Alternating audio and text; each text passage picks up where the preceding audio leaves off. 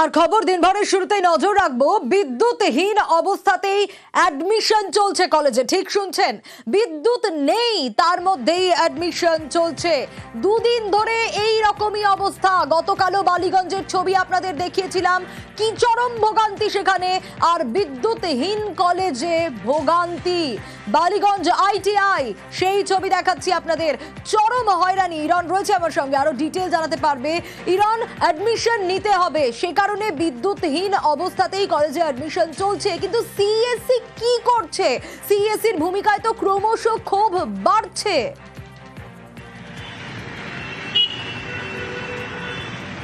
একদমই দেখো, বালিগঞ্জের কি ভোগান্তির ছবি গত দুদিন ধরে আমরা তুলে ধরেছি। আজকে সকালে যে ছবি, বিভিন্ন জায়গায় বিদ্যুৎ চলে আসলো। বালিগঞ্জের গুরুত্বপূর্ণ কলেজ, বালিগঞ্জের ITI কলেজ, যে কলেজের সামনে দাঁড়িয়ে রয়েছি, এখানে আজকে কাউন্সিলিং ছিল। এখানে যারা ভর্তি হতে আসেন তাদের আজকে কাউন্সিলিং রয়েছে। যে কাউন্সিলিংয়ের প্রক্রিয়া ইতিমধ্যেই শুরু হয়েছে। সকাল 10টা থেকে কাউন্সিলিং হওয়ার কথা। আমরা এসে যে ছবি দেখি, এখানে জল জমে থাকার কারণে পরিষ্কার পরিচ্ছন্ন করা হচ্ছে।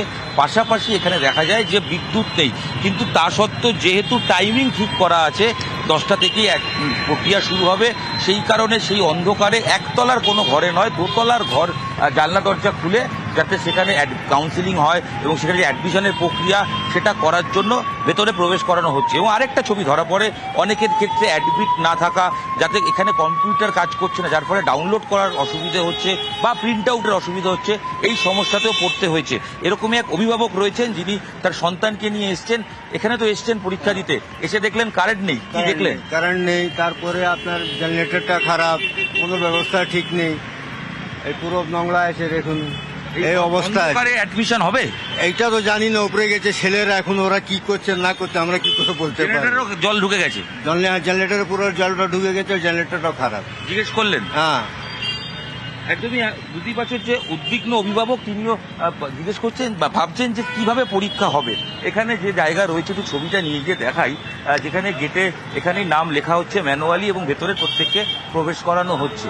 এবং যে ছবি আমরা দেখতে পাচ্ছি, যে এই জায়গায় এসে একটা যদি আমরা দেখি, দাদা এই যে প্রক্রিয়া, তো পরীক্ষা নিতেই হবে, নেওয়া শুরু হয়েছে, অ্যাডমিশন, কিন্তু বিদ্যুৎহীন অবস্থায়, বিদ্যুৎহীন কাজ করছে CSE বললেন। এই যে 60 ঘন্টা 60 আওয়ার অফ, সমস্যা কতটা হচ্ছে?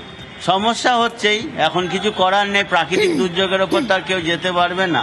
তো আজকে থেকে মোটামুটি রিস্টোর করা হচ্ছে, আজকে থেকে কাজ শুরু হয়ে গেছে আমাদের অ্যাডমিশন। আজকে অ্যাডমিশন রয়েছে, গতকাল CSE এসে কেন? অ্যাকচুয়ালি গতকালকে KMC থেকে জলটা নামানো হয়েছে। জল প্রায় 1 কোমরের ওপর জল ছিল। এতটা জলের মধ্যে CSE কাজ করবে কি করে? জল নামতে নামতে সন্ধ্যে। বিদ্যুৎহীন অবস্থাতেই কাজ, পরীক্ষা অ্যাডমিশন চলছে। হ্যাঁ, এখন বিদ্যুৎ এসে গেছে, এখন ট্রায়াল চলছে। আমি ছবি দেখাবো, এখনো ফ্যান লাইট চালানো চলছে না, তার কারণ কর্মীরা এসে একেবারে ভয়ঙ্কর অবস্থা। ইরন, সেই ছবি আমরা দেখছিলাম। অ্যাডমিশন নিতে হবে, তারা বাধ্য, কারণ ছাত্রছাত্রীদের ভবিষ্যতের কথা ভেবে। কিন্তু CSE কি করছে? বারবার এই ক্ষোভ জমছে। বেশ ইরন।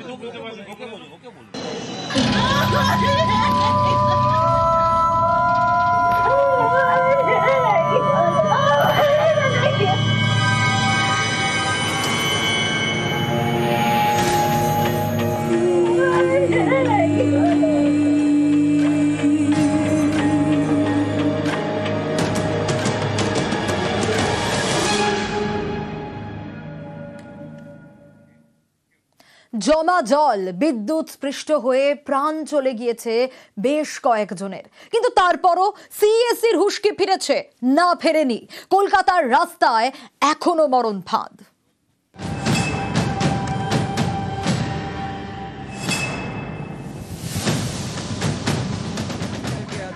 ধর্মতলায় CSEর অফিসের সামনে বুধবার তুমুল বিক্ষোভ।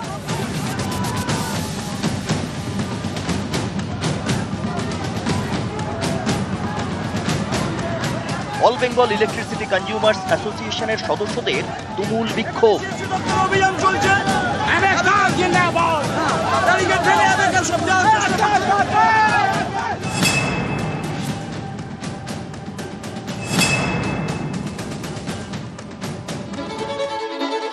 সোমবার রাতে টানা বৃষ্টি, তার জেরে জলমগ্ন কলকাতা। মঙ্গলবার সেই জমা জলে বিদ্যুৎস্পৃষ্ট হয়ে বেশ কয়েকজনের মৃত্যু হয়। এরপরেও হুঁশ ফেরেনি সিইএসসি। কলকাতার রাস্তায় এখনো মরণ ফাঁদ।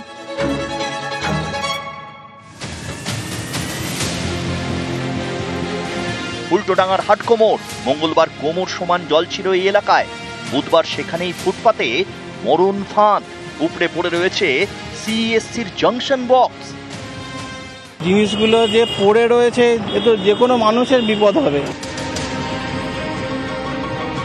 মৌলালিতে জোড়া বিপদ, একদিকে খোলা ইলেকট্রিক বক্স, অন্যদিকে জাংশন বক্সে আবর্জনার স্তূপ। যে কোনো মুহূর্তে ঘটে যেতে পারে বড়সড় বিপত্তি। বিপদ এড়াতে ইলেকট্রিক বক্সের চারপাশে প্লাই দিয়ে ঘিরে দিয়েছেন স্থানীয়রাই। অনেক ভয় আছে আমার। আমি তো কালকে একদম বাইরে করলাম না, বাইরে চলে আসলাম না। জল জমেছিল এখানে? হ্যাঁ, অনেক ভর্তি ছিল, একদম পুরো ভর্তি ছিল এখানে। আপনার এই আমার দোকানে ঢুকে গেছে। শ্যামবাজারের কি অবস্থা দেখুন, সিইএসসির জংশন বক্সের কোনো পাল্লাই নেই।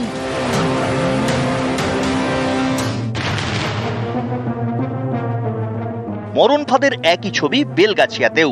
এখানেও বিপজ্জনকভাবে খোলা রয়েছে জাংশন বক্স।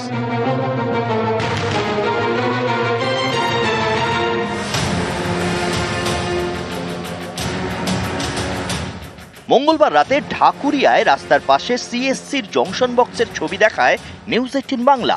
খোলা বক্স, বেরিয়ে রয়েছে তার, একেবারে মরণ ফাঁদ। যখন গাড়ি পাস করছে, যে ওয়েভ তৈরি হচ্ছে, সে ওয়েভ গিয়ে ধাক্কা মারছে মিটার বক্সে এবং সেখান থেকে ফ্ল্যাশ হচ্ছিল। তার এই কারণে কিন্তু তারা এই মুহূর্তে আতঙ্কে ভয়ে তারা উপরে উঠে এসেছে। পরিস্থিতি এতটাই বিপজ্জনক ছিল যে কাজ না করে ফিরে যেতে হয় পুরসভার কর্মীদের। চলে আসলাম এইদিকে ভাই করে। কতবার ফ্ল্যাশ করলো আপনারা যখন কাজ করছিলেন? 2 বার। বুধবার সকালে ফের ঢাকুরিয়ায় যায় নিউজ 18 বাংলা। এবার বক্সের দরজা বন্ধ, কিন্তু এটা যে জোড়া তাপ্পি দিয়ে কাজ চালানোর চেষ্টা সেটা স্পষ্ট।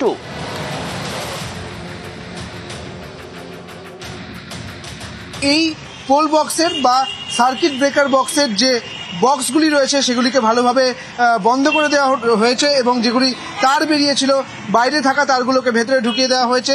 তবে দেখা যাচ্ছে যে মিটার সেই মিটারটা কিন্তু এখনো পর্যন্ত বাইরে এসে ফেলে রাখা হয়েছে। নিউজ 18 বাংলা। ভয়ঙ্কর অবস্থা হয়েছিল কলকাতার। সোমবার রাত ভোর কলকাতায় রেকর্ড বৃষ্টি হয়েছিল, আর তারপর থেকেই দুর্ভোগের ছবি। বাইরে জলে জল, আর বাড়িতে কারেন্ট অফ। ঘন্টার পর ঘন্টা কারেন্ট নেই, ফলে পাম্প চালানো যায়নি, জল পাওয়া যায়নি। আর পরিস্থিতি এমন হয় যে অনেকে বাধ্য হয়ে ফ্ল্যাট ছেড়ে চলে গিয়েছেন।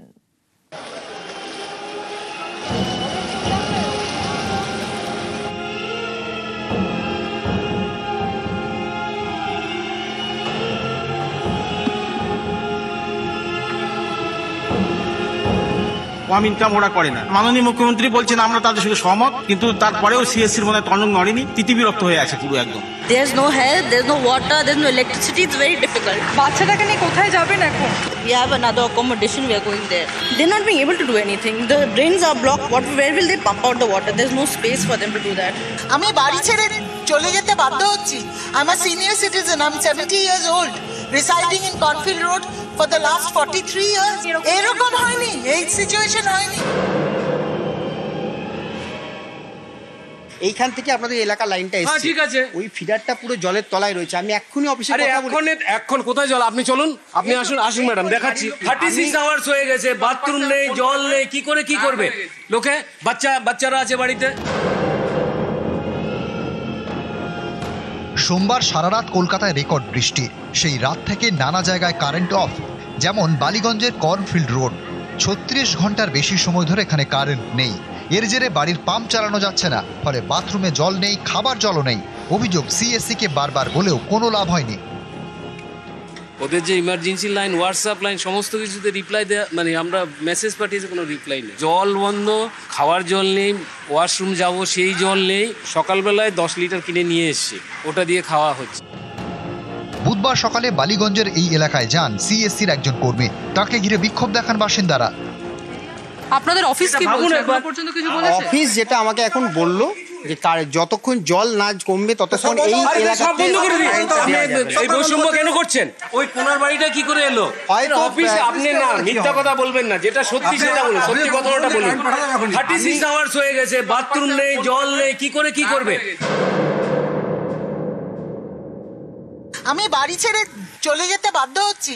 I am a senior citizen, I am 70 years old, residing in Cornfield Road for the last 43 years.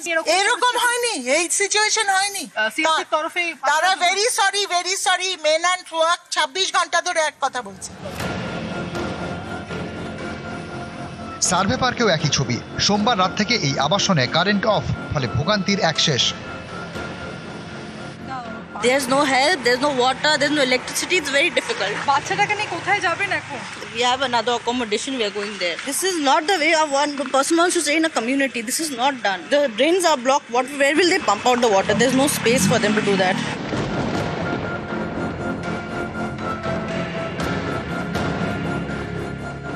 পাটুলিতেও একই ভোগান্তি। অনেক বহুতলেই কারেন্ট নেই, ফলে পাম্প চালানো যায়নি। জল পেতে হয়রানির এক শেষ। বৃদ্ধ বয়সে জল টানতে হচ্ছে। কারেন্ট আছে না? কারেন্ট নেই। যে জল তোলার মোটর, যে পাম্প মোটর, সে তো জলে ডুবে গেছে।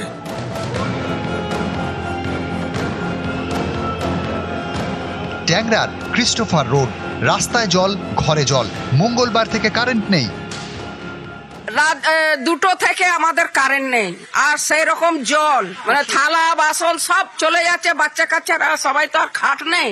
এই অবস্থায় আমরা কাল সারাদিন কাটালাম। ঘরে পেশেন্ট রয়েছে, পেশেন্ট নিয়েও আমাদের অবস্থা খারাপ হচ্ছে। কারেন্ট নিয়ে রাস্তাঘাটে, তার মধ্যে বাড়ির ভিতরে বড় সাপ একটা ঢুকে পড়েছে। যা রাস্তার জল, এই চাপের জলটাই আমাদেরকে খেতে হচ্ছে। এই নোংরা জল, জানি না এরপরে আমাদের বাচ্চা কাচ্চা নিয়ে আমাদের কি অবস্থা। নিউজ 18 বাংলা।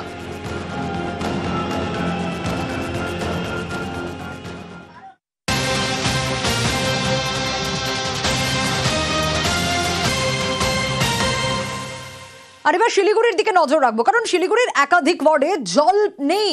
খাবার জলের পাইপ ফেটে গেছে, আর তাতেই এই বিপত্তি এলাকায়। তাই পুরসভার জলের ট্যাঙ্ক আরো বিস্তারিত এই বিষয়ে জানাতে পারবে পার্থ রয়েছে আমার সঙ্গে। পার্থ, পুরসভা সব রকম ভাবে চেষ্টা করছে, এলাকায় জলের ট্যাঙ্ক দেওয়া হয়েছে যাতে সাধারণ মানুষের অসুবিধে না হয়, কিন্তু এই সমস্যা কাটবে কখন? দেখো, পুরসভা যেটা দাবি, আজকেই কিন্তু বিকেলের মধ্যেই পরিষেবা স্বাভাবিক হবে। যদিও কাজ গতকাল রাত পর্যন্ত কাজ হয়েছে, ঠিক শিলিগুড়িতে যে সাধারণত উল্টো দিকে আবাসনে, সেখানেই কিন্তু পাইপ থেকে এই বিপত্তি। তার দিকে একাধিক ওয়ার্ড কিন্তু আজ সকাল থেকে নির্জলা রয়েছে, এবং 29 নম্বর ওয়ার্ডের একাংশ তো বটেই, পাশাপাশি 12 থেকে 24 প্রত্যেকটি ওয়ার্ড কিন্তু নির্জলা রয়েছে। স্বাভাবিকভাবে যাতে পরিষেবা স্বাভাবিক হয় সেই চেষ্টা চালাচ্ছে কিন্তু পুরসভা পানীয় জল বিভাগের কর্মীরা। মেয়র পরিষদ জানিয়েছেন বেশ, অর্থাৎ বিকেলে পরিষেবা স্বাভাবিক হওয়ার আশ্বাস পুরসভা। কাজ শুরু হয়ে সকালের মধ্যে কাজ কমপ্লিট হয়ে যাবে। কোর্ট আছে, কোর্টের অপোজিটে যে হাউজিং কমপ্লেক্স আছে, সেখানে আমাদের পাইপ ফেটে গেছে ইউজি কেবলের কাজ করার সময়। তার মধ্যে আবার রাস্তার কাজ চলছে, তাই কাজটা একটু করতে আমাদের অসুবিধা হচ্ছে। মাঝখানে বৃষ্টি, সারা রাতে কাজ হয়েছে। আমাদের জলের ডিস্টার্ব হয়েছে 12 নম্বর ওয়ার্ডের আংশিক অংশ, আর 15 থেকে 24 নম্বর ওয়ার্ড, আর 29-এর আংশিক। এই জায়গাটা ডিস্টার্ব হয়, কিন্তু বিকাল থেকে আমাদের কাছে যা খবর আছে, বিকাল থেকে আবার স্বাভাবিক হয়ে যায়। জল নাই, জলের কোথায় কোথায় ঘুরে আসলাম, জল পাওয়া গেল না। জলের দিনে তো জলের আমরা খাইতে পারি না, জল কোথায় পাবো? সারা শিলিগুড়ি ঘুরে ঘুরে আসলাম সাইকেল দিয়ে আমার ছেলে পেলে, জল পাওয়া গেল না। এখন কি জল খাবো? তো সব কিছুর অবস্থা খারাপ আছে আমার 20 নম্বর ওয়ার্ডে। কোনো ওয়ার্ডে জল নাই। এই যে আমরা যে এত কষ্ট করে যে জলটা ভরতেছি, ঠিক আছে, একটা ওয়ার্ডের মধ্যে যদি জল থাকে। আগের থেকে বলছিল যে ফুলবাড়িতে একটু কাজ হচ্ছিল। এবার নজর রাখবো ইডি দপ্তরে চন্দ্রনাথ সিনহা। কোর্টের নির্দেশে আজ ও কাল হাজিরা। চন্দ্রনাথকে 2 দিন জিজ্ঞাসাবাদ করতে পারবে ইডি। সকাল 11টায় হাজিরা চন্দ্রনাথ সিনহার, বিকেল 5টা পর্যন্ত ইডি জিজ্ঞাসাবাদ করতে পারবে চন্দ্রনাথ সিনহাকে। তার অন্তর্বর্তী জামিন বহাল। চন্দ্রনাথ সিনহাকে ইডি হেফাজতে পায়নি, হেফাজতে নিয়ে জিজ্ঞাসাবাদের দরকার নেই পর্যবেক্ষণ বিচারকের।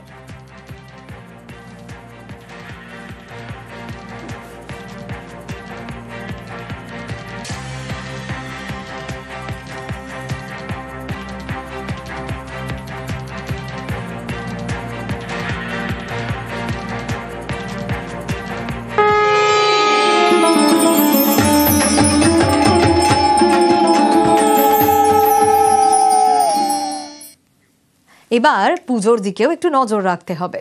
পাটুলি সেন্ট্রাল ক্লাবের পুজোয় নবপত্রিকার ইতিহাস। এবার নবপত্রিকায় যে 9টি গাছ থাকে তাদের নাম কি? নবপত্রিকার পুরাণ গাথায় তাই সেজে উঠেছে মণ্ডপ।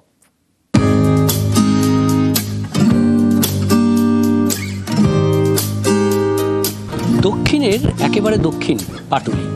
সেই পাটুলিতে পাটুলি সেন্ট্রাল ক্লাব আয়োজিত পাটুলি সর্বজনীন দুর্গোৎসব এবার 50তম বর্ষ। সুবর্ণ জয়ন্তী বর্ষে কৃষ্ণপ্রিয় দাশগুপ্তের ভাবনায় এবার নবপত্রিকা বাসিনী।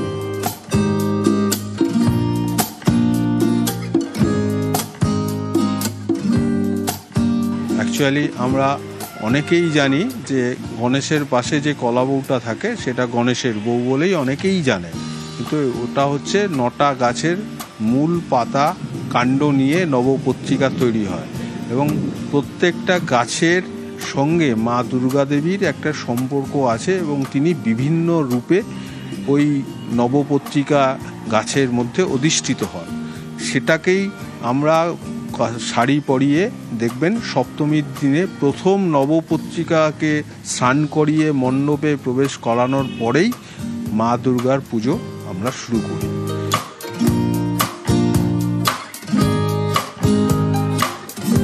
কোথাও দেবী দুর্গা শবদেহের উপর নৃত্য করছেন দেবী চামুণ্ডা রূপে, আবার কোথাও তিনি বরাবহ লক্ষ্মী অর্থাৎ অর্থ এবং যশের প্রতীক।